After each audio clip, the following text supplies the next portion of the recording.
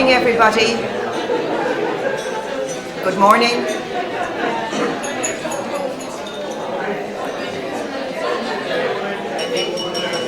Good morning.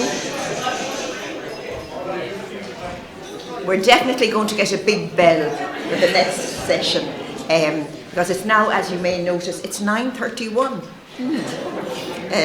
Good morning, everyone, and welcome to day 2 of the opening weekend of the Citizens' Assembly's consideration of the 8th Amendment of the Constitution. We had an excellent day's discussion yesterday, and we heard from a broad range of speakers who gave us a very clear sense how Article 40, Section 3, Subsection 3 and the other associated legislative provisions operate in practice. Now, this morning we're taking a slightly different tack. We will hear from Dr. Mark Sheehan from Oxford University about ethics. Dr. Sheehan is the Oxford Biomedical Research Centre Ethics Fellow and Director of the Oxford BRC Ethics Group within the Ethox Centre in the Nuffield Department of Population Health in the University of Oxford. Dr. Sheehan has been asked to talk to you about what ethics is, why it is relevant in this debate, and to provide a brief introduction to some ethics terminology and philosophy. The information to be provided by Mark will hopefully allow members to develop a way of thinking about complex issues which have distinct moral implications. Essentially, it is hoped that introducing this topic at an early stage will show us that it is possible to have a broad range of diverse views on this topic and that there is no right or wrong answer. But I'm not an expert on ethics, so I think I should stop at this stage, and I would now like to call on Dr. Sheehan to address the Assembly.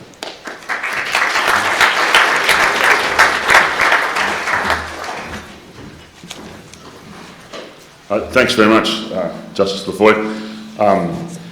It's an honour to be here. I'm very glad to be able to hopefully help you in thinking about the challenging questions you have in front of you. As Justice Laffoy said, I want to say a few things about a sort of structure or a framework for how we might approach ethical decisions in general. There we go. So I want to give you a bit of an introduction to ethics and ethical reasoning and provide us something like a structure for thinking about the sorts of problems that you're going to deal with. Both the particular cases, so the particular cases of the ethics surrounding abortion, but also, and I want to say a bit more about this, about the law, how you might go about thinking about the ethics of coming up with laws about abortion. I'm not going to talk about either of those two things specifically, but in a sense they're quite general. I'm also not going to talk about answers. I'm not here, and to a lesser extent generally, I'm not particularly interested in the answers to these questions, to what's right or wrong. I don't particularly have a strong view either way, but I want to think about how we reason about right and wrong and how we reason about getting to the right sorts of decision. I think perhaps the most important thing that I want to get across here is just how ordinary the sorts of things that we're thinking about when we're thinking about ethics are. So it's the sort of thing that we always do, that we do routinely, daily, more times I think than we think. And so what we don't do is we tend not to slow it down and think about it. A lot of this stuff happens very quickly and automatically almost. It's only when we get to a big question like the one that you're confronted with, that we start to try to have to make sense of the way in which we think about it. So what I want to do is sort of start to unpack some of the ways in which we think about things by slowing it down and laying it out. So the first kind of question, and I want to consider a number of different questions, but the first kind of question is this question of what should I do?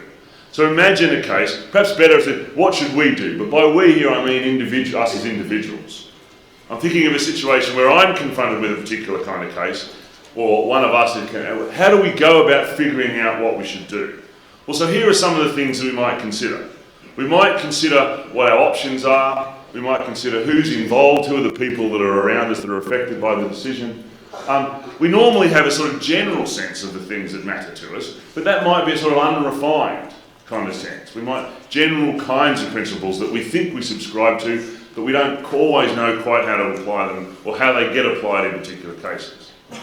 And when we've considered all of these things, then we weigh up or we judge, and that's an important distinction. Sometimes we sort of think, well, on the one hand, on the other hand, and we sort of do this balancing procedure. And other times we just say, no, this is what I've got to do. It's very clear and everything else just gets sort of put aside. So sometimes we might consider the consequences of the various options, and other kinds of days we might think just about what matters and what's important. And then we make a decision. We make a decision about what we ought to do, about what's best. So here's an example, and as you can tell, I've just made this up. It's not real.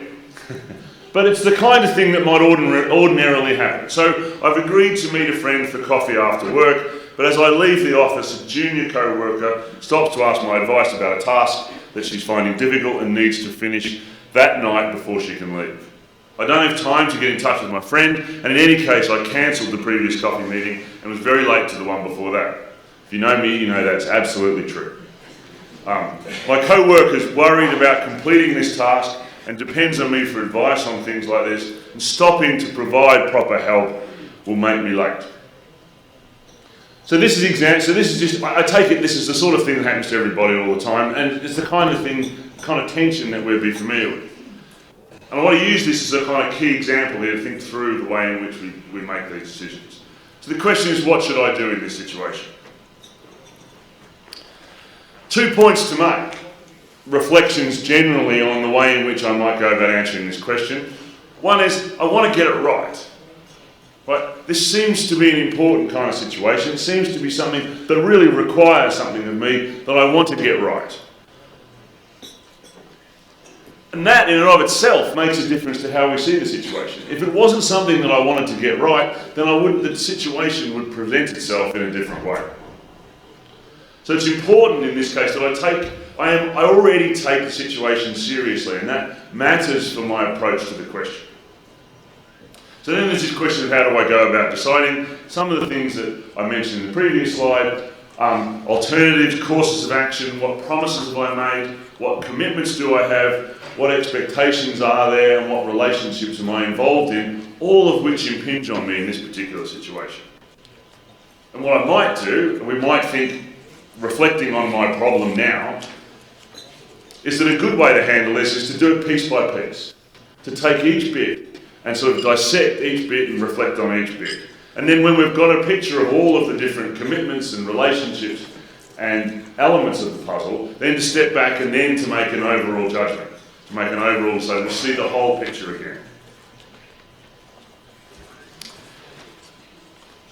So now I want to think about a slightly different question. We're going to come back to that same example. This is a question, not what should I do, but what should he or she do? So the idea here is that quite often we judge people. We look at what other people are doing and we make an assessment, or we judge them in particular kinds of ways. And what we're doing in those kinds of cases is thinking about what they should have done, what they should have done, what they did do, what they should do, and we're making an assessment of the actions of another person. So it's not me, it's the other person. So there are similarities here to when it's me. So when we think about what other people say, we might think about what are the options that the other person has, what courses of action can they take, what sorts of commitments does that person have. All of the same things that we just talked about, we think about in the case of the second person when we're seeing another person, but we're judging another person. But a key difference here is that we can't get inside the head of the other person who's acting, in the way that we know we often know inside our own head. So we understand our values, we understand our commitments, but we can't necessarily get such a good access to what other people are thinking, the way in which other people see situations. So this matters. So if you think about my example about how I handle my coffee arrangements, think about the different perspectives of the people involved in that. So my friend, who's waiting patiently at the coffee shop, assuming, he's going to have a particular view of the situation.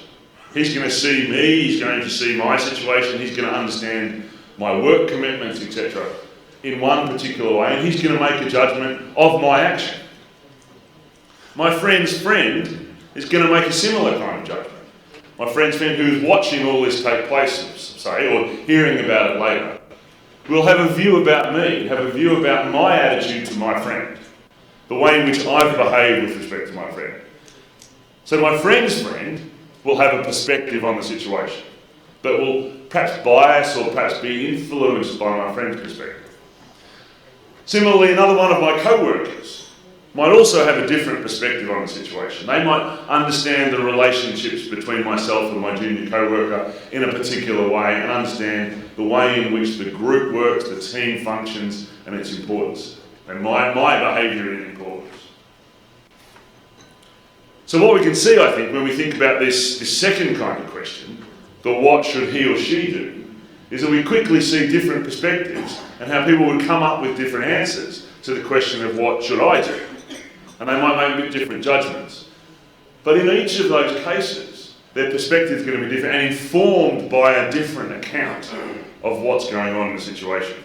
So my friend's friend might make a different judgment because they read the situation differently to the account that my co-worker will, the judgment my co-worker will make. So two key points about this, what I'm going to call the second person judgment, when I'm judging the behaviour of somebody else. One is this point about uncertainty. When I'm judging what anybody else does, I'm in a different position with respect to what I know about their view of the situation and how I understand their reasons and their own justification for behaviour. So we have this uncertainty problem. But you'll notice what happened when we think about the coffee example, the different perspectives, is that it might be helpful. Actually, it might help to protect against that uncertainty if we imagine what others would say. We imagine the way in which others would respond to my particular behaviour, to things that I've done. So what that does is give us perspectives. It gives us a different way of reasoning about a situation so we can check against it.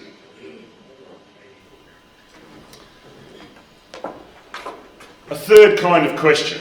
So I've looked at what should I do, and a judgment, an assessment question of what should somebody else do.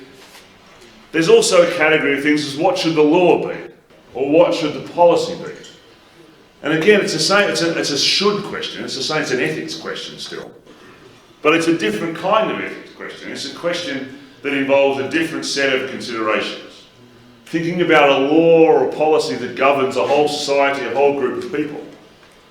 So we're thinking about a population level question rather than a particular act question. So think about the context of that judgment. It's a whole series of different behaviours, of different actions of individuals in that context. So it's not a specific case. It affects in different ways lots and lots of people. We need to ask a question here about what the role of the law is. What do we think the role of the law should be in this case? What's the role of the policy? What's it there for? One answer we might give here is that it's expressive. So somehow, if we have a particular law or a particular policy, it says something about what we care about. It says something about the kinds of things that matter to a society. We might also think, well, it's preventative, right? So one of the things you might think about law is it just stops certain things. So lots of different interpretations for what the role of the law or the policy might be, and that's going to be an important question, important issue in deciding what the policy or what the law should be, namely what it's for. And then there's going to be questions of exceptions. How do we deal with exceptions? Of course, what counts as an exception is going to be defined in part by what the law is. Do the reasons that we give for enacting a particular law or policy, do they make a difference to who gets counted? Do we capture everybody in every situation? So just a brief example here. I mean, imagine, this is one of the ones I think is quite interesting to think about in this context. How do we handle a case when the patient and the family the patient particularly is in extreme suffering and is about to die, and the family recognise this and the patient recognises this, and they ask the doctor to help? to put an end to it. Now, the reason this is an interesting question, obviously it's pretty controversial, but the reason I take it to be an interesting question here is I can imagine a case where the patient's suffering and the imminent end of their life is so imminent that we can think the right thing to do here for the clinician may well be to end the patient's life or to help in ending the patient's life. So we might think that's the right thing to do in a particular case, but we might think that that doesn't follow that the law should be like that. Because when we're thinking about the law, we're thinking about these different considerations. We're thinking about populations and society and what it means. So it might be in certain kinds of cases the law pulls apart from the ethics. The ethics of specific cases. It doesn't make the law, it doesn't make the ethics, doesn't take the ethics away from the question of what should the law be, it just takes it away from the specific kind of case.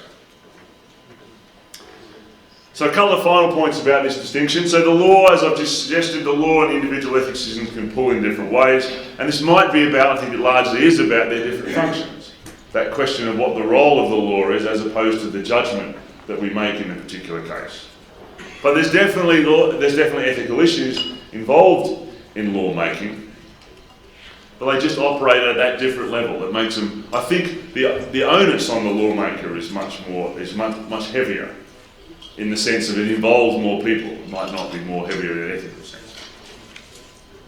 Okay, I'd like to just go back to this question of reasons and reason giving.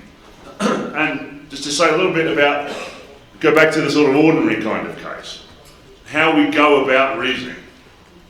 So if I go back to my case, the coffee case, as I suggested, what we might do is think about each of the different reasons, each of the different options of what would happen, and I'm thinking about handling my junior co-worker. What would I say to her that would perhaps allow me to compromise, allow me to go and meet my friend for coffee, but also to help? What do I say to her when I say I can't stay? Can we deal with it tomorrow? You'll be okay, don't worry. That sort of thing. Or what am I going to say to my friend when I just don't turn up? I'm sorry, I know I haven't been a very good friend, I'm going to take you out for dinner, those sorts of things. Maybe that'll work, maybe it won't. But they're the sorts of things I might go through this list of what happens in each of the cases, how would I handle each? And I consider each reason, each set of considerations on its merits. And when I do that, I'm looking for what the best reason is, what the strongest reason is, or what the right reason is. And I'm trying out justifications to see how they go. So here's something that I might say. So on the one hand, I did promise my friend, and I haven't treated him very well of late. He's likely to be at the cafe on time, he's a punctual kind of person, and I value our friendship very highly. It's a long-standing one, and it's been an important part of my life. On the other hand, and here I've switched to a different kind of reason, my co-worker is quite stressed and does feel under pressure. She's an important member of the team and relies on my advice to help get her over these little bumps. Her dependence on my help is perhaps not ideal, but it's part of my role and I can make a difference here. So what I've done there is I've divided up the reasons and I've started to articulate different things that are important here. So I've got a promise, and in the past I haven't treated my friend very well, and I have some feature of the person, of my friend, who's punctual, and I do care about the friendship. It's something that matters to me. So there's examples of the various different things I was talking about before. And then on the other hand, and these are the ones that are in green, my co-worker's under stress, is feeling pressured, and there's a certain sort of reliance. I have a certain relationship with her, a reliance for this sort of advice. And it's part of my role and my understanding of what I'm there to do. So I'm trying to pull out some of the things that matter in thinking about this case. So I decide I should stay and help my co-worker. That's my decision. Until you change my mind, good. I think this is because I think I owe her the support and the encouragement that she needs here and now. There's something about the immediacy of it. Her position's uncertain, she feels vulnerable under pressure. And these are things I can help to manage. And when I think about my friend, as we're on the other hand, I'm aware that he might think that I no longer value the friendship, but I can explain that, I think, and I can make it up to him. I think that friendship, generally, and our friendship in particular, is the kind of thing that's both resilient and forgiving, and I think you'll understand. So you see there how I've gone through those reasons, and in a sense it's a response to the previous slide. And I've sort of said a bit more about my co-worker, and this idea of vulnerability is an important concept. It's an important idea to think about how that plays, what that means in terms of our thinking about ethics. And importantly here I've talked about this idea of friendship, and what's important there is it seems like that's a key element of this. Understanding what friendship is and what it means and how it plays out in a particular kind of case. So these are sort of a set of values and commitments and understandings that we have and bring to the way in which we explain these things. So what I've done in those last two slides is tried in this example to give a set of reasons, to sketch out a set of reasons that might justify my action. Now importantly, whether somebody agrees, and I am interested, I'm intrigued to see what you think about my reasoning in that case, whether somebody does agree with my reasoning will depend on whether they accept my reasons and my justification. And that will depend in part on how they interpret the situation. And we saw earlier this idea about what my friend's friend might think and what another co-worker might think. But it will also depend on their counter reasons, the reasons that they give, that they would give, or the way in which they would give their counter reasons, and their criticisms of my reasons and the significance of them. So what I've given in the last two slides is the beginnings of an argument in favour of a particular course of action. Now when you start thinking about your case and when you hear from other people in future weeks, you will hear arguments, and this is the sort of thing that's being constructed that we're trying to understand in this kind of case. So how does the reason giving work in this kind of situation? So the idea here is that the reasons justify my decision, they provide an argument for the decision that I've made. The standards of justification, that is what counts as something being a good justification, it seems to me comes from the interaction. It comes from the activity of reasoning with other people. So I'm not there, as it were, thinking through my problem by myself with no standard. It's not just up to me what the standards of my reasons are. But there is some sense in which these are public. That idea of giving reasons and justifying my action seems necessarily to involve others and involve the standards, what others would say. So we're not aiming at something that's just good enough for us when we go through these reasons. When I say in those previous slides, I say this is what I'm going to do, it's making a claim on you. I'm saying, look, this is what I think is justified, and your response matters, that process, those standards. So I'm aiming at a justification. When we do this reasoning business, we're aiming at a justification that applies generally. Not just to those people, and only to, generally to people, not to and those people who are interested in finding an answer.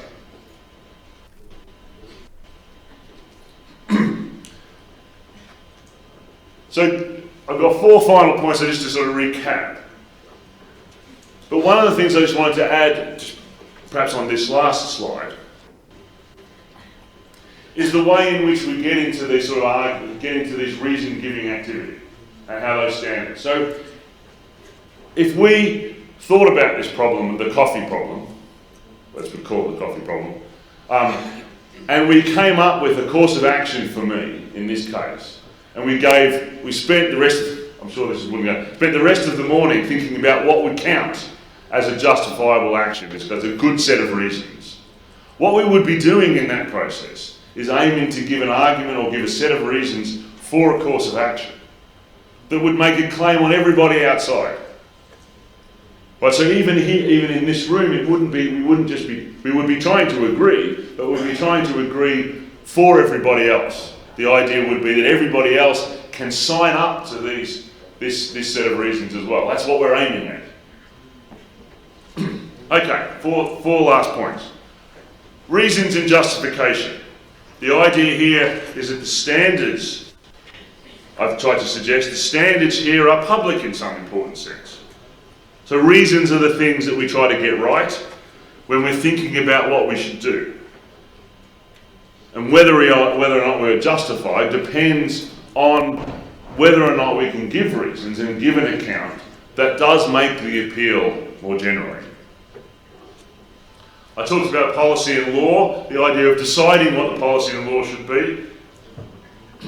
These questions, the questions about deciding on what should the policy be, are importantly different from the specific ethical questions, ethics situations questions that we also were looking at. The context is societal.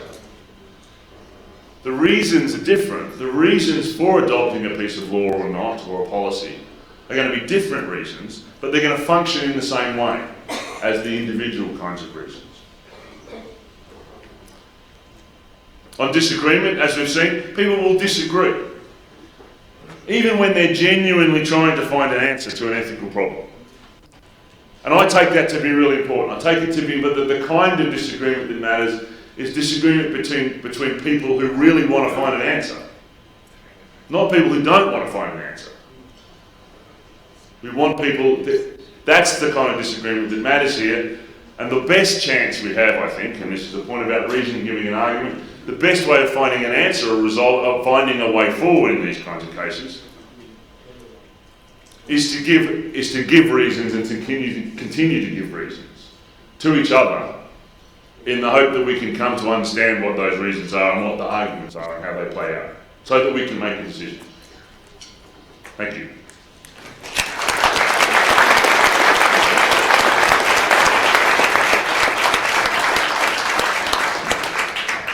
Thank you very much, Dr. Sheehan. That was very thought-provoking.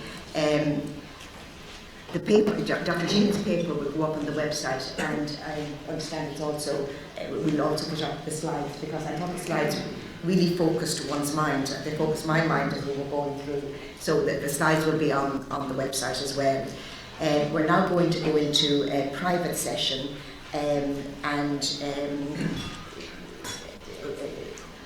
Dr. Sheehan will still be here, and he will can wander around and deal with clarifying any issues that you don't quite understand. So we will talk about his clarification, and we will resume the public session at 10:45.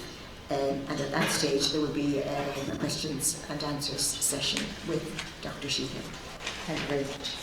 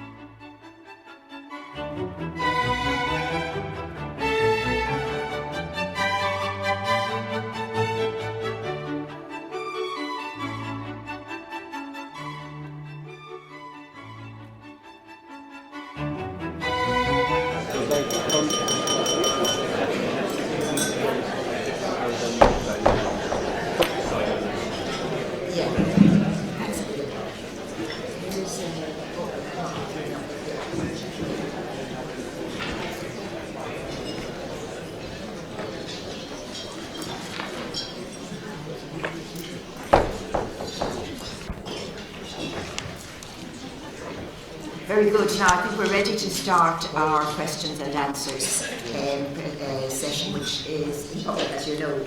And just as I did yesterday, I want to emphasise the type of questions that can be raised with the speaker. In this case, it's confined to general points about the ethics overview that Dr. Sheehan has provided us with. Just want to emphasise again that the purpose of today's session is not to consider the ethical arguments on either side of the abortion debate, but rather to consider why ethics is important and to provide us with a framework for thinking about complex ethical questions. Now, we have a number of roving mics again today, so I'll call questions from the floor and Dr. Sheehan will answer them. That's right. Very good. I'm the facilitator for Table 11 and we have two questions.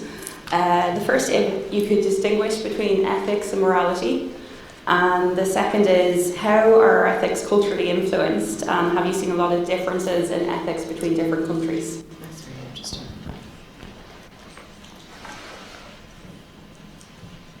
Thanks. Well, one cultural difference is in Australia we don't care about rugby too much.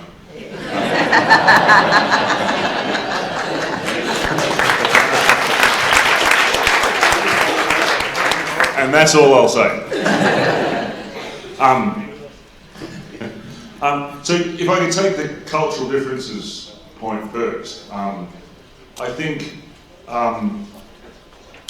there's a couple of ways in which the cultural differences are going to influence these sort of things. So one of them is going to be, and this is the temptation. So one of them will be at the level of the facts, or a level of the way in which we understand the situation. So I mean, think about the coffee example. There might be different kinds of attitudes to promise keeping, or attitudes to meeting with, I don't know, perhaps with helping out with female co-workers, for example. There might be different kinds of cultural stances you might have to that. I mean, there's all sorts of ways in which cultures might differ. But they would seem, a lot of those would feature would build into how we understand the situation. So how we understand the situation as being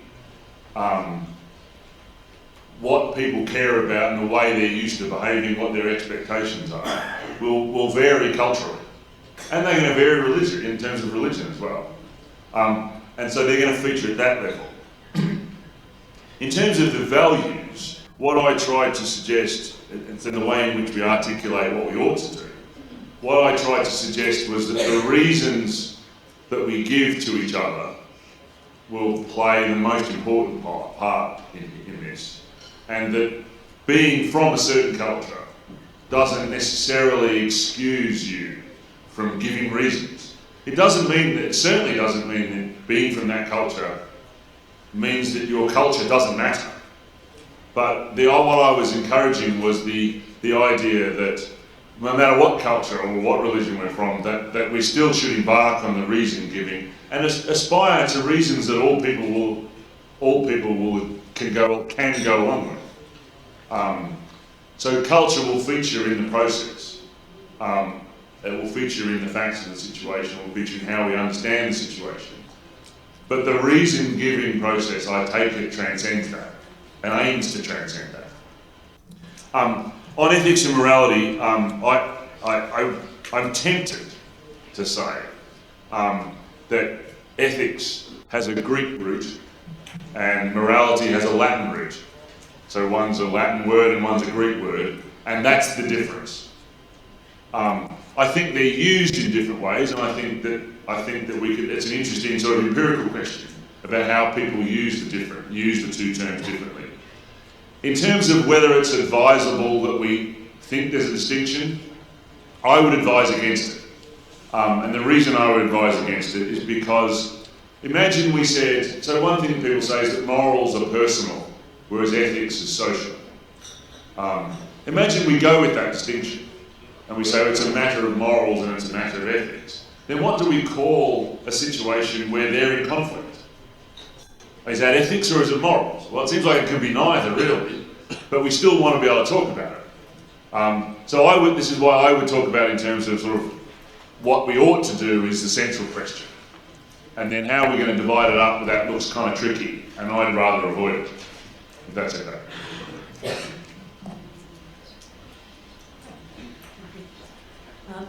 Table 3. What part do gut feelings play in ethics? Should we consider them at all or leave them aside? So gut feelings are really interesting to me because, I mean, obviously I have them. So one way of thinking is they're initial thoughts, initial responses that we have. One of the most interesting things I think about what I do is starting from a gut feeling and then reasoning it through. Why do I have that response that I have? Why is it so strong? How am I to understand the arguments and the reasons for and against the particular action? And what's left of my initial response? So I think gut feelings are really, partly they capture a certain sort of initial sense that we have that captures our values and our assessment of the situation. But I certainly don't want to give them, there's something to be explained. That would be the way I'd put it. So when we go through the process of giving reasons and articulating our reasons, part of the idea is to capture why it is that we have the response that we have. Why do we respond in this way rather than that way? And it seems a good reason needs to be the kind of thing that does justice to the response that we have. I think it's rarely going to leave it as it is. So really, I think at the end of a process of thinking through something and giving ourselves reasons or giving others reasons, I think it doesn't leave our gut response where it was, because that's a very initial sort of off the top of the head thing. But certainly it's a key thing, I think. Table 3 as well. We're just wondering, to what extent do you believe that ethics and belief can come into conflict with one another? So by belief you mean religious belief or value sort of things. So one of the things I did definitely wanted to include in this when we think about the coffee situation is I do definitely want to include in that our personal values. So the idea of I need to think about what matters to me. But the problem is what matters to me generally doesn't always and straightforwardly apply in this situation. Right? So I know I have these general. Part of the reason that it's a difficult ethical situation is because I have conflicting values often.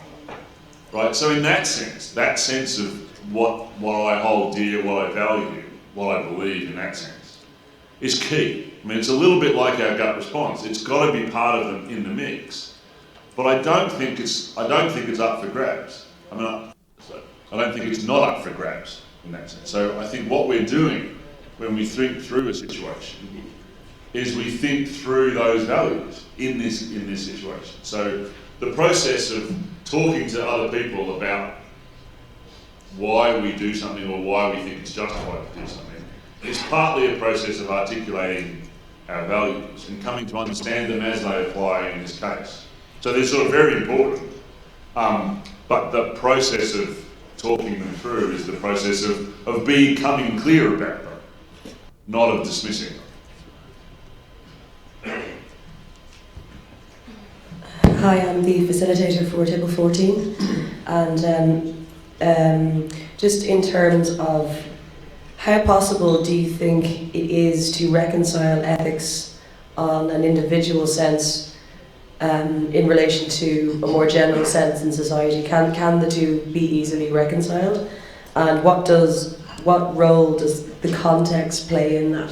The context. The context of the situation, yeah.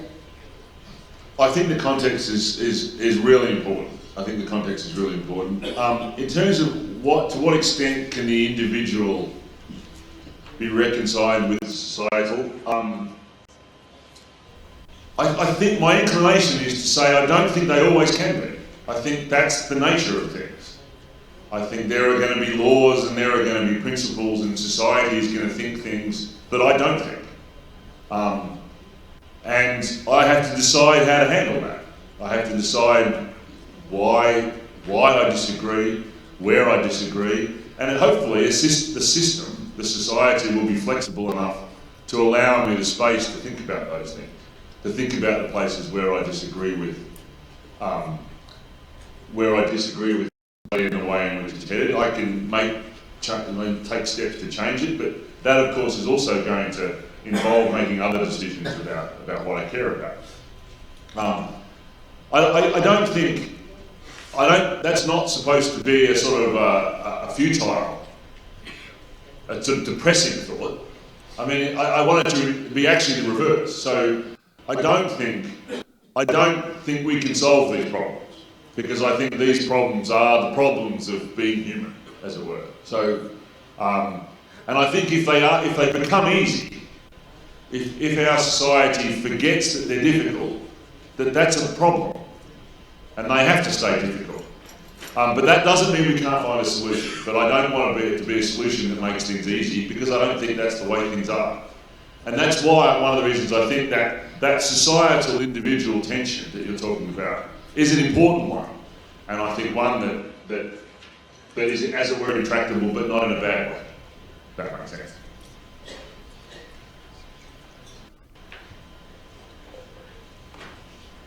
As facilitator for Group 12, I'd like to ask, there's some overlap I think from the last question, is there any way of establishing an objectively ethical legal code, or what are the opinions on this?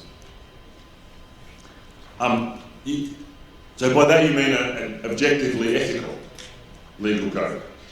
Yes. Yeah. So objectivity in ethics is one of those things that has been discussed for a long time, and the arguments are still raging in philosophical literature. I can give you citations if you want. Not sure you don't.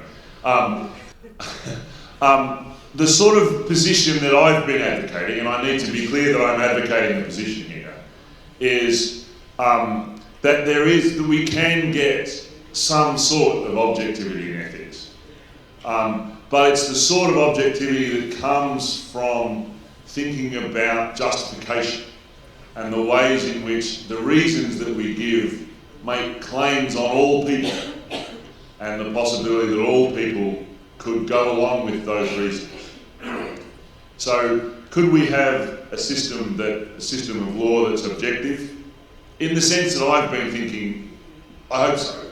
I think what's important here is perhaps the aspiration to objectivity. So when we think about argument, we think about reasons, the more general and the more applicable and the more robust those reasons are, the more of a claim to objectivity we can have. But it might not be the sort of thing where it always goes away. It might not be that kind of solution.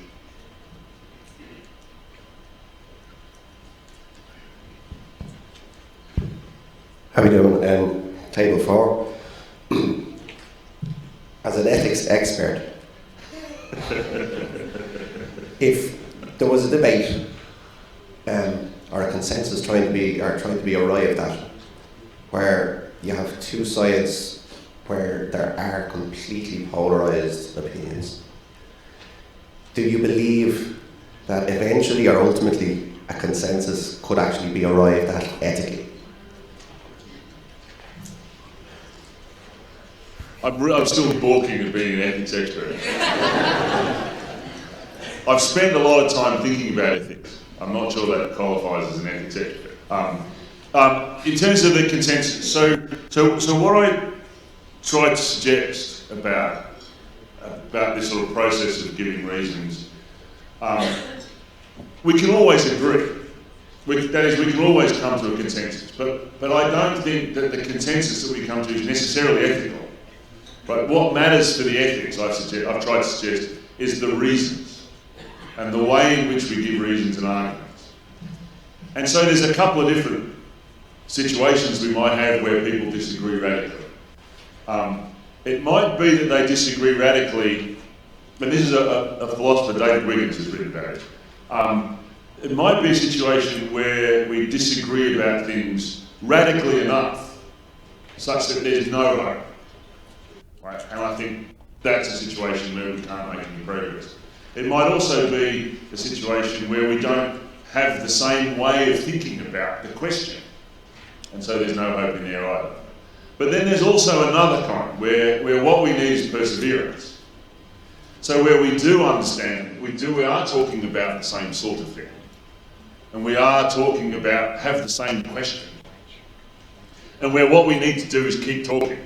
What we need to do is keep thinking about the reasons that the other person gives. The hardest thing about those sorts of intractable differences is getting to the position where people are open to understand and accept the reasons that other people will give, and also be free to say no, and without, so the idea of difference. So you and I might, in the end, have a different approach to things, but we might still understand, I might still understand and be perfectly just, think that you're perfectly justified in doing what you did, and you might think the reverse. So that would be progress in the sense of it's not quite a consensus, we understand each other's justifications and accept them. Now I think what makes this kind of situation slightly different is that there needs to be a decision, right? So that there has to, in certain kinds of cases, you must make a decision. And so getting on board with agreeing that there must be a decision and the decision can be justified in a certain sort of way, I think can help in some of those intractable cases. So attending to the right kinds of reasons and the ways in which reasons function, I think can help if people are coming on board and understanding that a decision needs to be made in the face of the difference.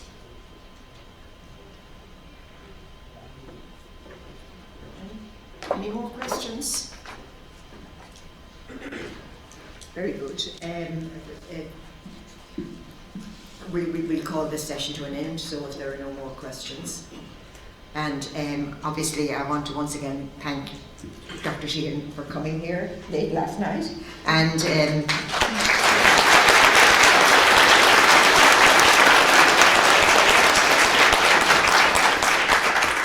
for having to make a confession about Australian culture. On a more serious note, I think Dr. Sheehan has given us an excellent grounding to think about why ethics is important, and to understand that on a topic like abortion, it is possible that fair-minded people who have been presented with the same facts and information can come to different conclusions. In later weekends, we will need to come back to this debate, and what we anticipate at this stage is hearing both sides of the ethical argument on the topic, and we may talk more about that later in the morning.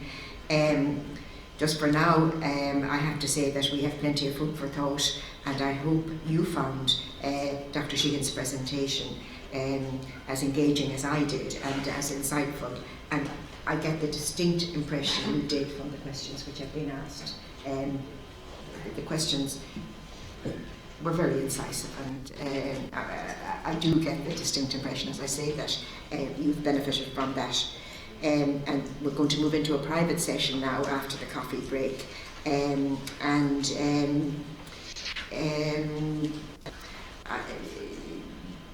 just say a few words at the start of the private session. Very good. The coffee will come shortly. and the lovely buttons.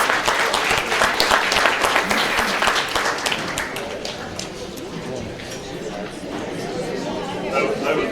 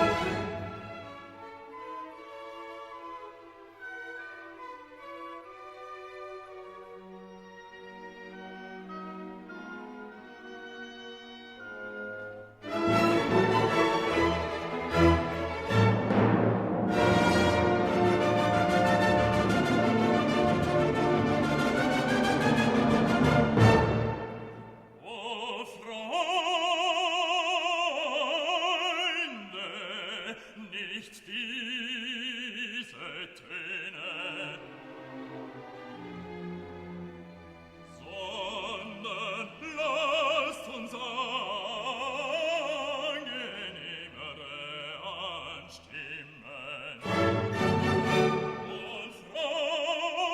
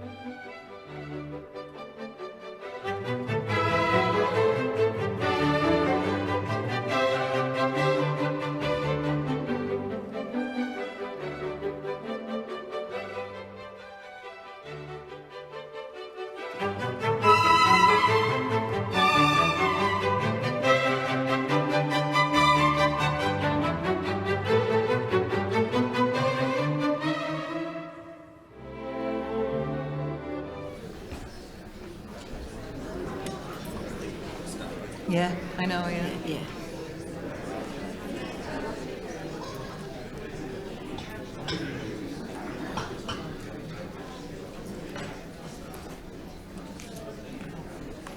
Are we ready? Yeah.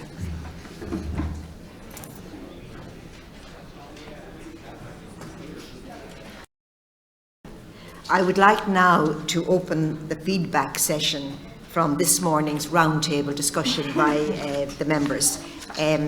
Just to recap, Assembly members have spent the last 45 minutes brainstorming on the topics and issues they want to hear about over the remaining weekends that we consider the Eighth Amendment. I would like now to call on the facilitators at each table to summarise the key topics which have emerged at each table. If necessary, we might ask the facilitators, when I say we, I probably mean myself and the Secretary. We might ask the facilitators to elaborate on any of the points raised, and if necessary, members themselves can join in the discussion. So to kick things off, I'm going to start at the bottom of the table. Table 14. Would the facilitator on table 14 Hi, thanks, Judge. Tell us. From our table, I think what emerged originally was we came from a position of just not knowing a lot about the legal basis, and so there was a lot of just wanting to know more about that. And also, I know they found the discussions yesterday very useful in terms of loading them with information, and they certainly like more of that in terms of concrete information. I think they found quite a lot of it quite abstract. So a lot of what they would be looking for now are far more concrete examples. Certainly hearing from pressure groups on both sides would be helpful. Perhaps hearing more about alternative solutions as well to broaden the discussion in terms of the safety or not of so-called abortion pills. More clarification on that would be helpful. Also, what came up was the idea of the fallout in terms of women who don't go through abortions, and in particular situations where foster care comes into it, and how much damage society sees in that. And they would like maybe some more information about that, perhaps from social workers might be helpful. I think that's something we would have to give a lot of consideration to. I know the question of foster care was raised yesterday. I'm not so sure, and I'm just talking off the top of my head now, but I'm not so sure how relevant it is, but it's something we will definitely consider. And one other thing that came up was the situation yesterday that was presented in terms of conscientious objections from GPs and medical professionals. And I know, Judge, you alluded to it yesterday in terms of regulatory guidelines. Yes. For yes. these people, and clarification on that would definitely be welcome. Yes, we will definitely pursue that. Great. Yes, and also they would also like to hear from not so much the medical professionals that are happy enough with the legislative framework, but from those doctors that would perhaps want more in terms of a legal framework. Those doctors who are asking for that framework, they would like to hear from them as well. Yes, thank you very much. Right. Okay. That's very helpful. Table 13 now, I think. At our table, we were asking to maybe hear from multicultural groups, and if we could hear from people who have had personal experience. Yes. And another point that was made at the table was that maybe that they could get that the citizens could get the papers a little bit earlier. That Yes, they didn't have time to read them. Yes, yeah. Yeah, in future weekends we will definitely give you the papers earlier. It was a conscious decision that we made for various reasons, just because we felt that the burden on you coming here and so on for the first weekend, that was enough to be sort of getting on with, but definitely we will be giving you the papers in advance in the future. Yeah. Okay, and another point that was made was that maybe that we could hear more from female GPs, and maybe from GPs from disadvantaged areas. And if we could hear from abortion experts from the UK and other countries.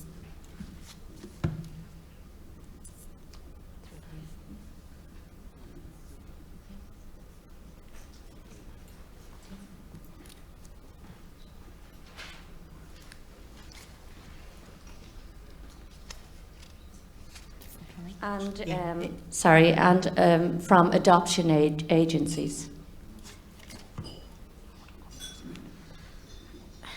And an overview about how it all works. An overview of abortion in other countries.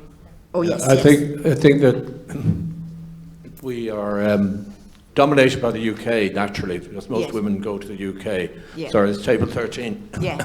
And yet there is debates around the world on abortion. Not all countries offer abortion, but a lot of countries have had debates.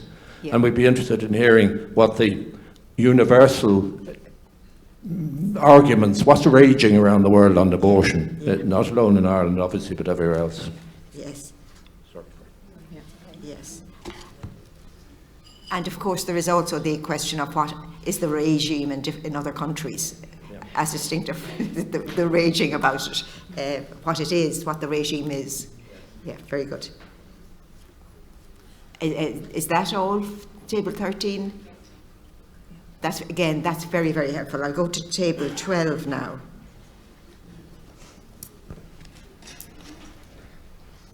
Thank you.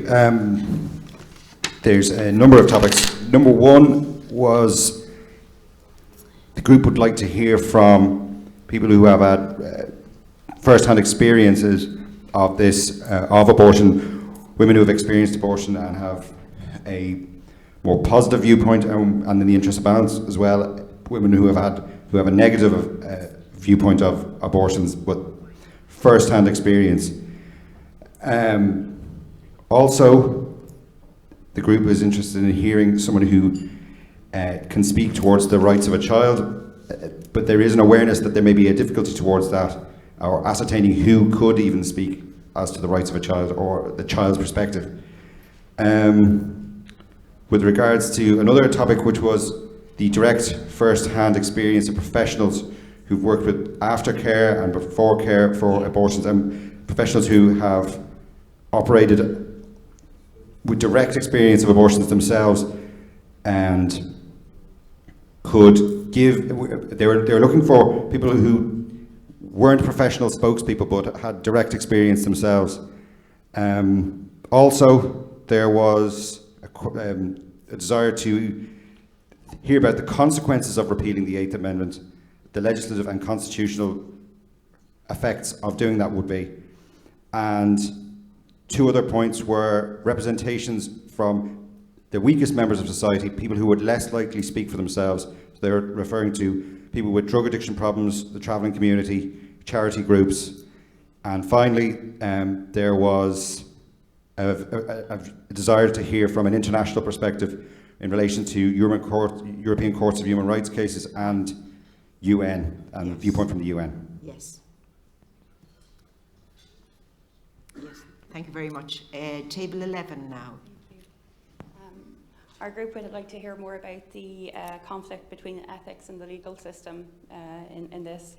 And we wondered if it's possible to get anonymous submissions from women who have gone through this and have travelled. We'd also like to hear more from counsellors and GPs who have experience of women who've been through the process of travelling, who followed up with counselling and support when they came back, and the effect that it's had on them. We'd like a balanced view from advocacy groups. We'd like to look at the... Sorry, can I just ask you just to slow down a little bit, bearing in mind that we have the translation going on. Thank you. We'd like to hear more on medical ethics and the right to live and the right to die.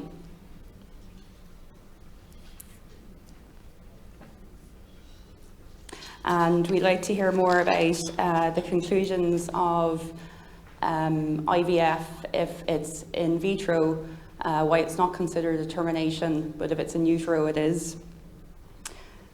We'd like to hear more about cases of fatal fetal abnormality. Yes.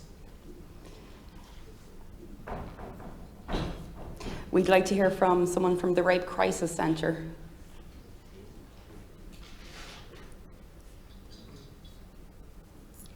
And we'd like to hear from someone from a UK clinic who deals with abortion and has experience of dealing with Irish women travelling over.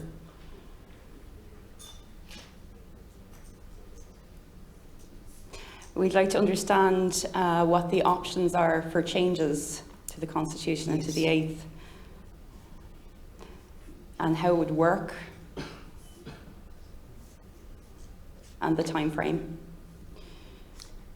What do you mean by time frame? If there were to be changes, how long it would all take. Oh, I see what you mean, yeah. I think that's very much out of our hands. And then just the other thing was, there was a suggestion from our table of how the workshops could work, or the talks. We'd like to hear from the medical side first, and then the legal side, but if the Q&A could be together.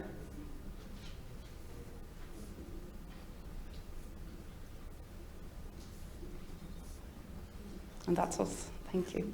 Yeah. Thank you very much. We're on to table 10 now, I think.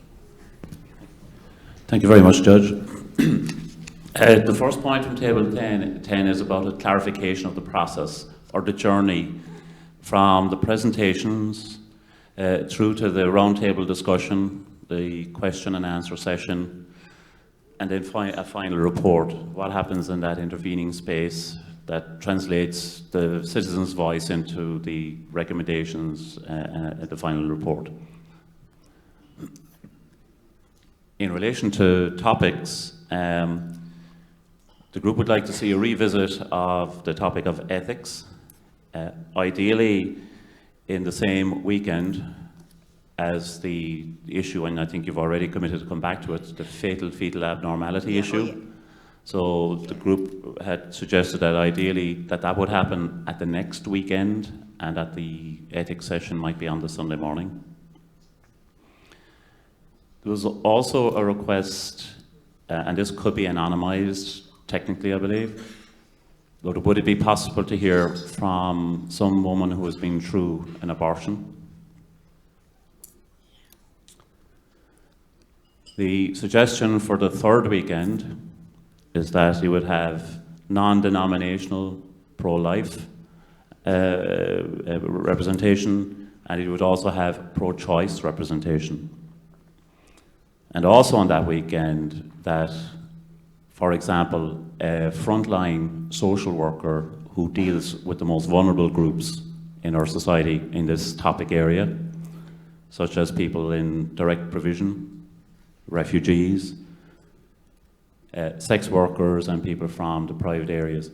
We recognise that that's casting a net very wide, but if there was a mechanism to come up with a social worker, frontline rather than head office based, to address the group with the real issues on the ground.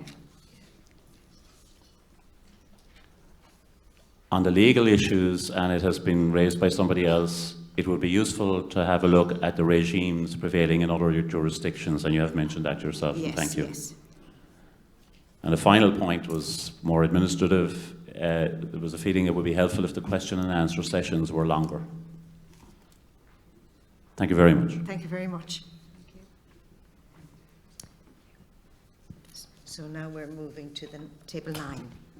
Yes, table 9, and I should say some themes are emerging because many of the things that have been said already came out in our table. Yes. One, just to address process, our table was unanimous in its praise of the format of the experts, then the group discussion, and then the Q&A, so nobody has any suggestions to improve that. Yeah.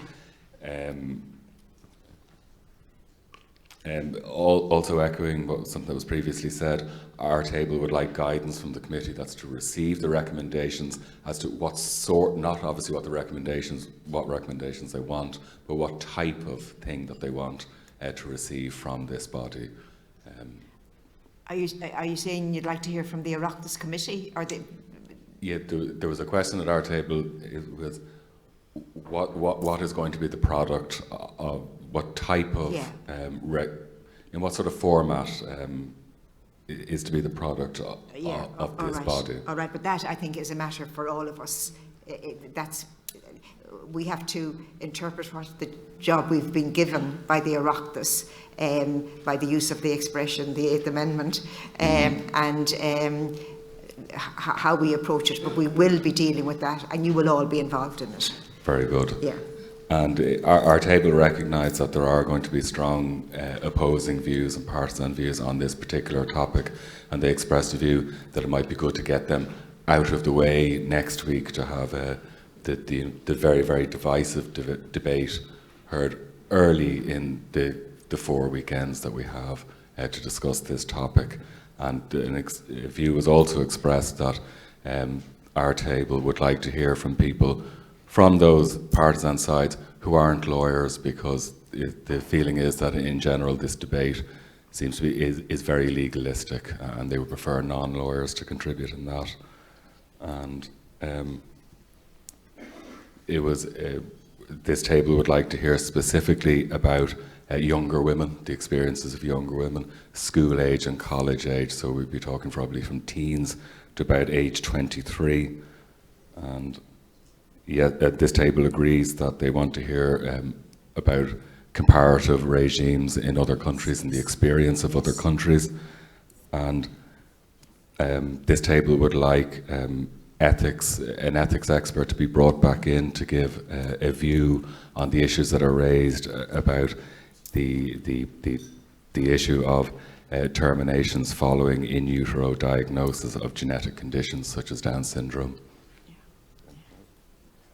Oh, actually, just one last thing. This table would also like to have medical and legal experts available on panel at the same time to prevent questions being ruled out as being misdirected. And thank you. Yeah.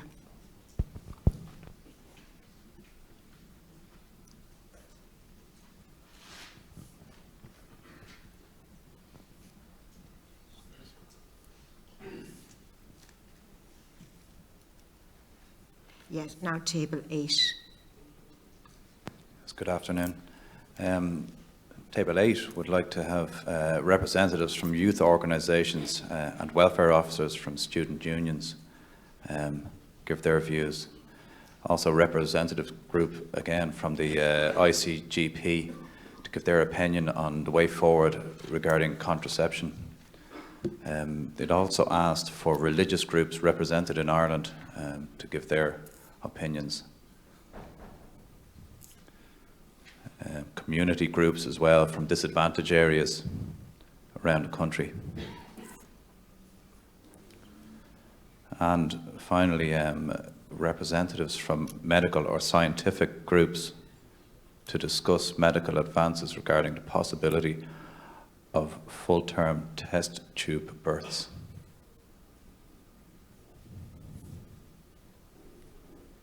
Thank you. Thank you very much. Hello, on behalf of Table 7, yes, there's a lot of overlap with topics that have been raised by other tables. Yes. First, a constitutional expert who would be free to talk about the ramifications of change in the Irish legal system. Then an overview of the system in such countries as the UK or Netherlands, both from a legal and a medical perspective, the status quo, how that works. Then perhaps Irish doctors or medical practitioners who could talk about what would be needed as regards training to allow for a broader remit for abortion in Ireland from a medical training perspective. Then, as other tables have suggested, pro-life and pro-choice bodies. Also, perhaps a sociologist who could talk about the particular Irish social context of any the present situation, how it got there, and ramifications for change. It was also suggested possibly some form of men's group as to whether or not males should have a voice in the decision-making process in respect of abortion. And then we also wondered whether it would be possible to have a broad overview of the submissions that you have received, and those are our suggestions. Oh, yes. Thank you. The date for filing submissions, final date is the 16th of December, so it would be after that. Yeah. Thank you very much. So we're going to table 6 now, I think. Table 6, we had a lot of overlap as well.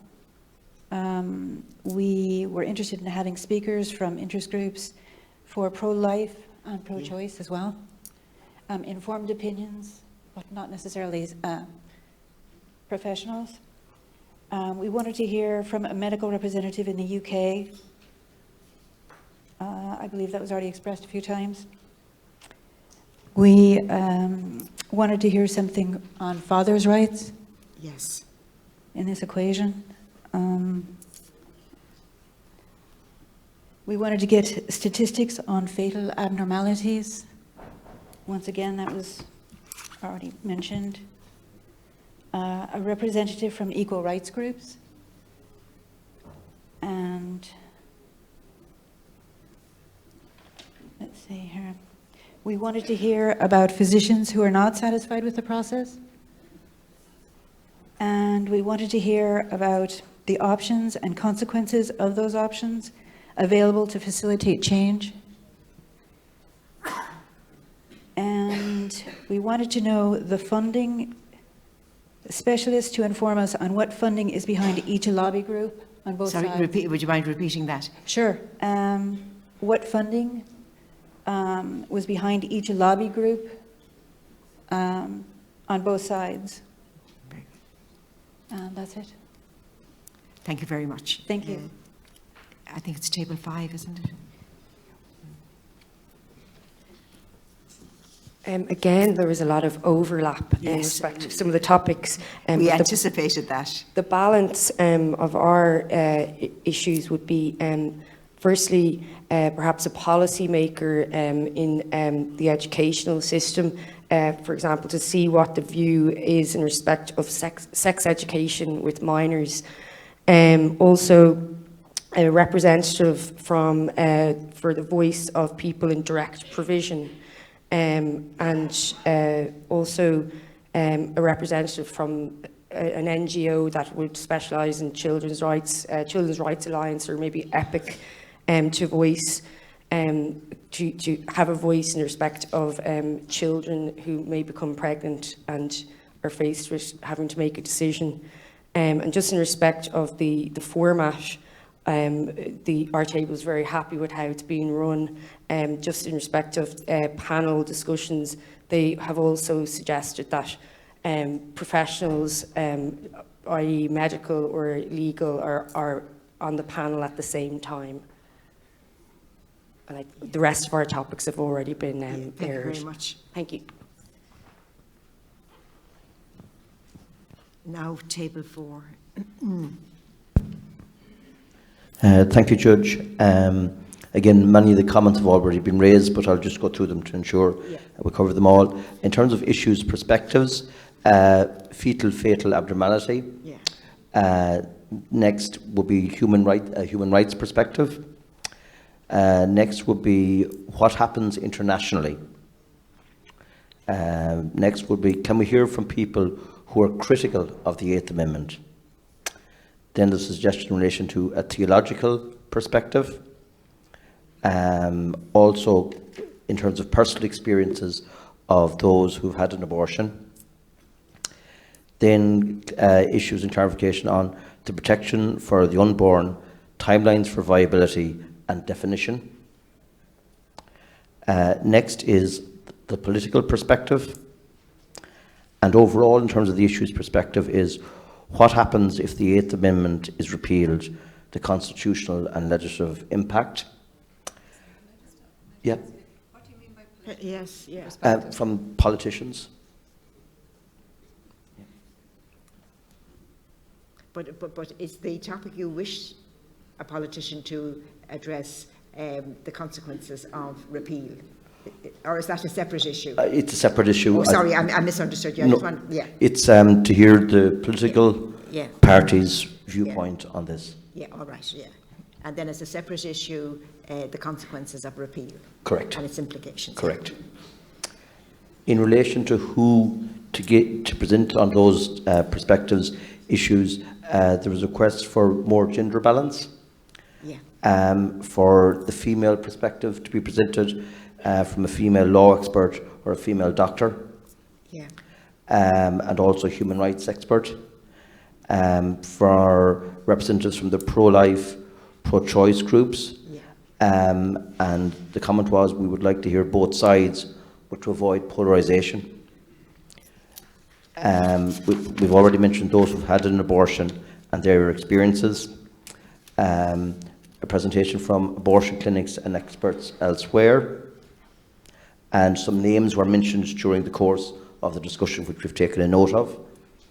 And overall, the table wishes to compliment the speakers over the weekend and the organisation. And the one suggestion would be to have the legal and medical experts on at the same time for question and answer. Yeah, very good.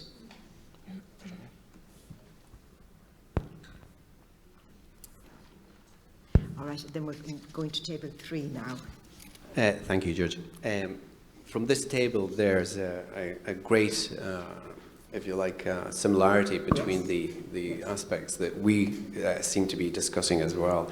The first one there that I've got down is the legal and medical experts, which we all agree should be sitting at the table to answer these questions at the same time, to avoid any confusion.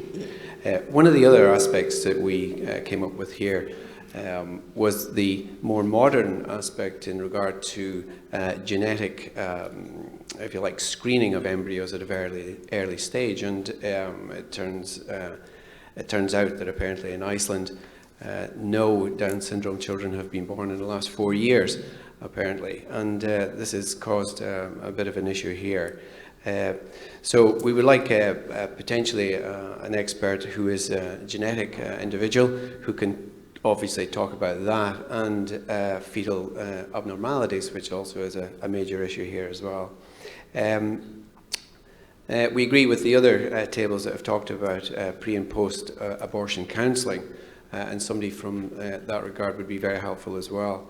And also in regard to the legal aspect into the Constitution, it was felt at one point that Article 43, which talks about the right to life of the unborn in the first sentence, maybe could be changed to the right of the life of the mother, and then with due regard to the equal rights of the unborn. So it was kind of felt here that maybe the emphasis was an opinion of this table, obviously, that the rights, the mother should come first and the rights of the unborn should come second. Now, again, that would be an amendment to the Constitution. So it would be useful if we had a constitutional expert to give a view on that. I think the rationalisation of that is that the right to life of an individual is preserved. Absolutely. Protected in Article 40. So that may be the reasoning that is put in those terms. It's put in that term, exactly. Just, it was an interesting slant on the conversation here, Judge. So thank you for that. I'd like to compliment as well the Secretariat and the speakers for the weekend. Very interesting. Thank you. Yes, now we're moving to table 2. Thank you, Judge. Table 2. There was an agreement at Table 2 that we would like to hear from someone from the Rape Crisis Centre. The head of the Rape Crisis Centre's name, Nolene Blackwell, was brought up, but it was felt that the issue of crisis abortions that arise due to the issue of rape deserve a special consideration. Yes. We would also like someone who could speak further on the types of information available to women with crisis pregnancies and the legitimacy of the information available and/or the need for regulation. and that was also felt very important. We spoke also about the types of groups that we would like to hear from on the pro-life and pro-choice sides. It was felt that the Catholic Church have a very large representation, and it would be helpful to hear from them. Other right-to-life groups, including the Iona Institute, perhaps. For the pro-choice side, women's rights groups would be particularly welcome, and also it was felt that the repeal, the eighth side, have made a lot of noise, and we'd like to hear from them too. A particular, I think, an issue that we might have heard from one of the other tables, but we felt very strongly would be helpful, was someone to address the Assembly from the clinics in England on the types of abortions that they're seeing, the specific issues, abortion, why people are getting abortions, for instance, Down syndrome, fatal fetal abnormality, and any other issues. And perhaps they might be able to add some light onto statistics of Irish women using their services, and also what kind of other services they might offer, either pre or post-abortion, for instance, counselling, and what kind of day-to-day activity they go through that might help us consider the issue further. There was also a comment regarding receiving the papers in advance, and I appreciate that's been answered. Yeah, that's not a problem anymore. Yes. Yeah. And we would also like to see to have the ability to have legal advice after we hear from the various interest groups and at other stages of the Assembly, so that that can be considered, the issues discussed can be considered, and the implications of any proposals we may have can also be fully considered. Thank you. Thank you very much. And then table one. Good afternoon. We have 7 points. The first is we'd be anxious that all views be represented. So rather than essentially the entire spectrum of views, so rather than the more extreme speakers perhaps dominating it, that speakers from all along the spectrum between yes and no might be invited. We're very happy with how the information is being presented at the moment. The idea of having the speakers and then being allowed to discuss it, rather than be front-loaded with a lot of speakers, we would prefer if that was kept, that we have 1 or 2 speakers and then discuss it and clarify matters as we go along. We'd also like another opportunity for feedback at some point, much like this session, just so that when we've heard more information, then that, again, it could be redirected at another point once the citizens are more informed again from further speeches. Well, you can be assured that that will be kept constantly under review. I mean, yeah. We would also be looking for a little more expert evidence. In terms of medical expert evidence, we'd like to see more about the development of the fetus, exactly how that happens as it goes along. For instance, when it first feels pain, essentially step by step how a fetus would develop over time. We'd also similarly like to hear expert evidence on the precise mechanisms of abortion, as in the different ways of doing it, at what times different treatments become preferable. We'd also, in terms of law, we'd have 2 things we'd like to know. One has been mentioned already, father's rights, the legal position, the father's right to perhaps object. And there is another matter we were curious about, is at what stage under the law is a miscarriage, does it become a dead child versus a miscarriage? So say the issue of birth certificates, death certificates, coroner's investigations. Essentially, why in Irish law is a child considered unborn versus a baby at different points along the pregnancy spectrum? What is the rationale for that, and perhaps the different points in law at which a pregnancy is treated differently, aside from the issue of abortion? Thank you very much. Thank you very much. Very good. That's extremely helpful, and we have been obviously thinking about this. We've been thinking of it over almost 3 months now, I think, and the Secretary will outline the way we're thinking as of now, but our thinking as of now is going to be absolutely influenced by what we've heard here this evening, or this morning.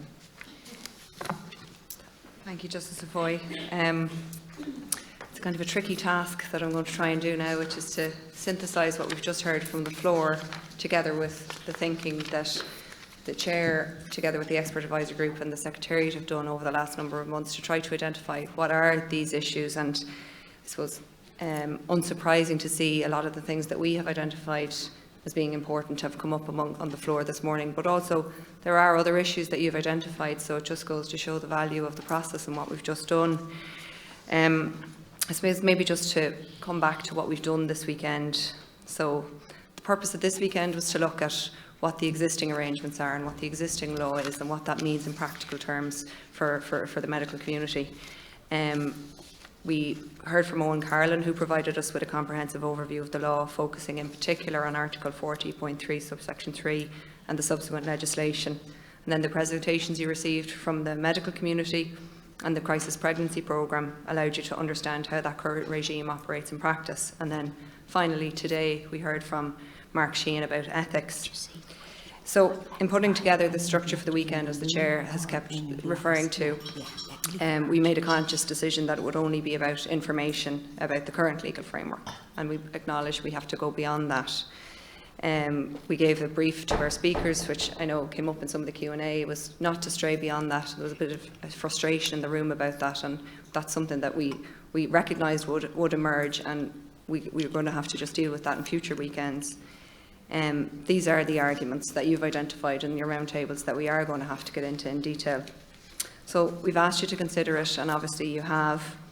We have considered it. We have lots of our own thoughts on it. So I just want to briefly say a few words about how we think we might approach what we've heard from the floor versus what together, combined with what our thinking on it. So many tables mentioned fetal fatal abnormalities or life-limiting conditions. And within this topic alone, you've identified a number of sub-issues. For example, you want to gain an understanding of the current care paths for a woman who wants to receive a diagnosis or receives a diagnosis that their baby has one of these conditions, and the care paths for those babies once that diagnosis has been received in the event that the woman decides to continue. So there are two sides of that issue. You also have come from the floor to say genetics is important in this context, and that's something I think we'll have to come back to.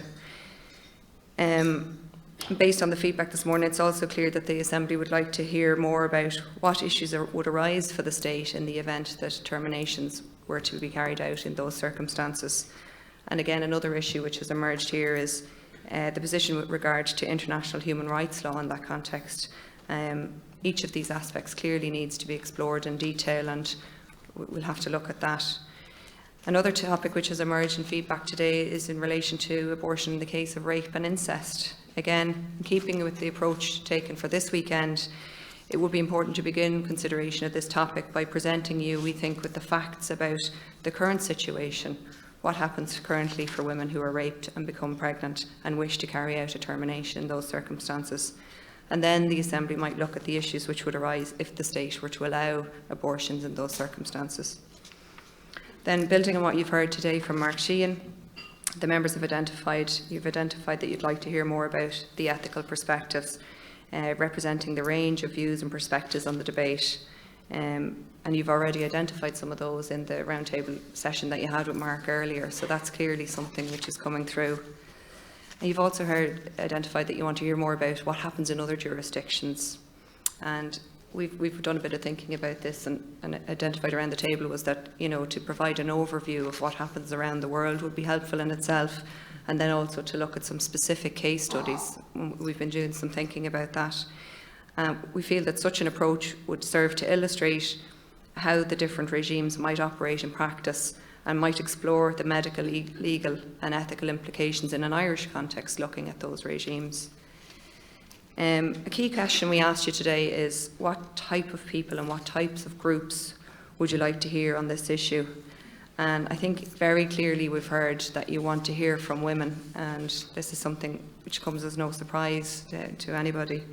And you want to hear from women across the spectrum, you know, women who have chosen to have an abortion or chosen not to have an abortion across a whole range of circumstances. The Chair and the Secretariat will need to consider carefully how we do that and how we achieve balance there, while at the same time we need to be very sensitive about the personal nature of those experiences, and so we'll have to think carefully about how that gets presented to yourselves. We have some thoughts on it, we have some ideas, and we'll be teasing that out and bringing them to you, you know, as to how we might proceed on that one. We've also heard that you want to hear from advocacy groups who are campaigning in relation to the 8th Amendment and more broadly in terms of the issues. And as provided for in the Assembly's rules and procedures, the submission process will be hugely important in this context, because it allows us to identify the groups who would like to address the Assembly. The rules provide that the Assembly may choose to hear oral presentations from any representative group or individual to assist in its deliberations, and so that will be the mechanism by which we can identify groups. And I think all of the groups who you've mentioned this morning are likely to make submissions if they haven't already as part of that process. So, you know, they need to engage in that process, and that's the best way for us to be able to assess them, to be able to make sure that there is that balance that so many of you have spoken about. I think we'll also have to give you some grounding in the role of the Constitution and the separation of powers as it's described, you know, who makes the laws and who can change those laws once they're made. And we'd given some thought to that, and that keeps bubbling up in the room as well, and that'll be important as we look at how the recommendations will be ultimately framed and so on. Aligned to that, I suppose, is the uncertainty with the current law, and that came through in the questions and answer sessions, and there's some frustration in the room with that, and I think we'll have to look very closely at that and see how we're going to capture that in future sessions. And I suppose finally the work programme, before I just conclude, I suppose there was a couple of other things that came up. The regulatory guidelines, which we referred to throughout the weekend, I think we'll have to come back to that. This issue of conscientious objection, which came up around then the round tables. And quite a number of tables identified disadvantage and vulnerable social groups, and also more kind of broad social issues like adoption and fostering and so on, status of refugees and those types of issues. I think we need to give consideration to that, and also the fathers' rights and men's issues is something we'll have to give time to. But a number of tables it came up, you know, whether or not we'd be checking back in with you, and I suppose the work programme as we see it and how we'll break it down over the remaining 3 weekends will have to include lots of space for deliberation, both in terms of how you look at the questions and answers and the roundtable discussions, but also more generally to consider the issues and how we might go forward. Given the complexity of this topic, we think it's very important to build in sufficient time into the programme to allow for that. We started the process this weekend, obviously, by this session, and will continue to be a feature of our work. It's hugely important that we continue to check back, because it is an exercise in deliberative democracy, and that's what this is all about. I think it's fair to say that the Chair, the Secretariat and our expert advisory group will now have to consider carefully all this feedback. I mean, it was incredibly rich in terms of what we've heard from you today and what you want to hear from. And we'll try to incorporate it into a draft plan for the coming weeks. And it's a hope that we'll be able to put that in broad terms on the website, so that'll be a basis by which we might look at how we're going to do the remaining weekends. But it's important to say that that work programme will be a work in progress. We'll have to continue to come back to you to check in with you to make sure that we have the balance right, and that we're providing you with the information you need to make recommendations to the House of the Oireachtas in accordance with the resolution providing for the establishment of the Assembly. So that's it. I hope I've summarised what's come from the floor, and I'll now hand over to the Chair to conclude.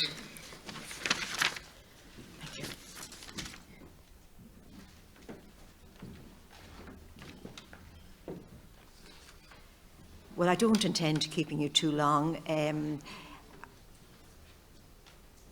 We have indicated our gratitude to the speakers, and I reiterate that without naming them.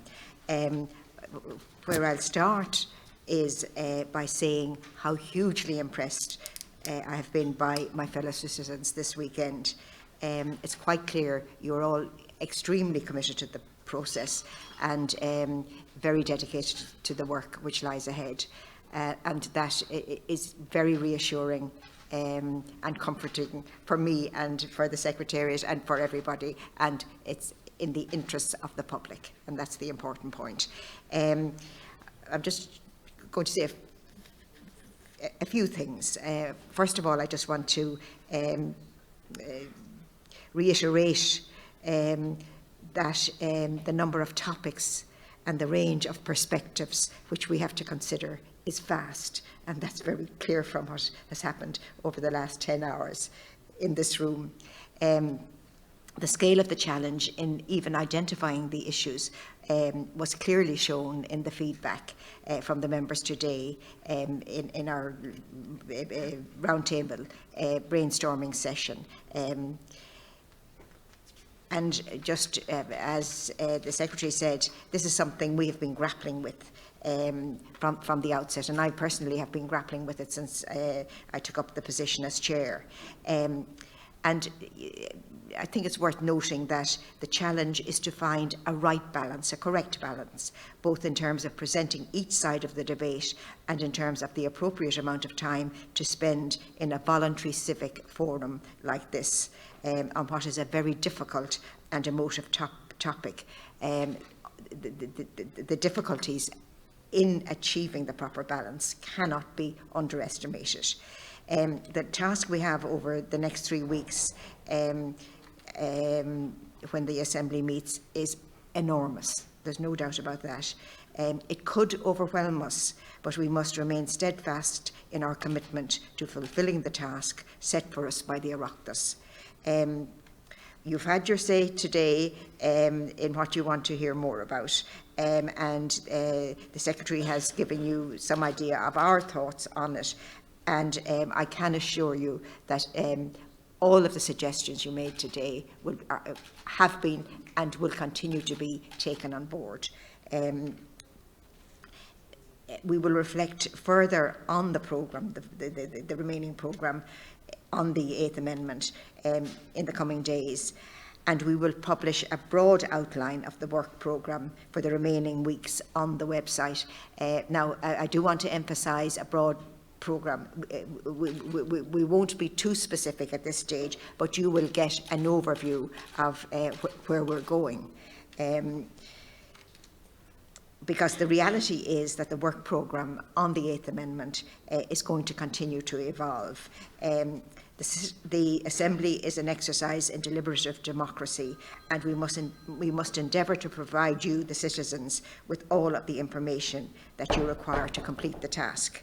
And of course, dare I say it, we must also complete the work as promptly and as efficiently as possible. Now, obviously, in the two positions I've just mentioned, there's an inherent conflict. I've no doubt that as this process goes on, the Assembly will be criticised for not covering certain issues, and that perhaps all of the perspectives were not adequately addressed. Now, while this is not something which will be easily resolved, particularly in the light of the timetable the Oireachtas has given us, we will do our best to avoid that scenario. And I'm sure we will have your cooperation in that. As you know, we are committed to providing our report on the 8th Amendment in the first half of 2017, and I'm adamant that we will achieve that objective, and we must complete the remainder of the work within a year. Having said all of that, we can and we must do our best. Given the quality of the engagement this weekend, I feel that our best will mean, at a minimum, that the Oireachtas and the wider public will be much better informed and educated about the issues to be considered in this debate, because, as you know, all our public sessions are being live streamed, and the public have access to the information I'm getting, the Secretariat is getting, and you're getting, and that's how it should be. The whole process should be transparent. Now, it is too early to consider what the Assembly's recommendations might be. We have a lot more work to do before we will get to that point. To help to inform the Assembly, I encourage everyone with an interest in the topic, and I'm talking to the public now, to encourage everyone with an interest in the topic to engage with our submissions process. There has been a strong interest to date. As I said yesterday, we've already received 600 submissions, but as provided for in the Assembly's rules and procedures, the Assembly must choose to hear oral presentations from representative groups and or individuals to assist in its deliberations following on from the submissions process. And we have taken on board your views today in relation to the advocacy groups whom we might call in to talk to us, and we'll consider that further.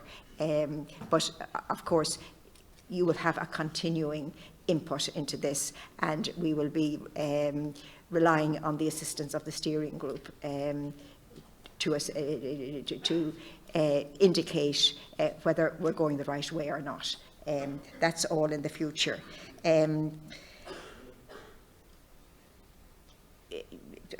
Just having spoken to the public and requested their input, I just remind everybody that that goes to that very heart of deliberative democracy, and I will conclude the weekend on that note and wish you all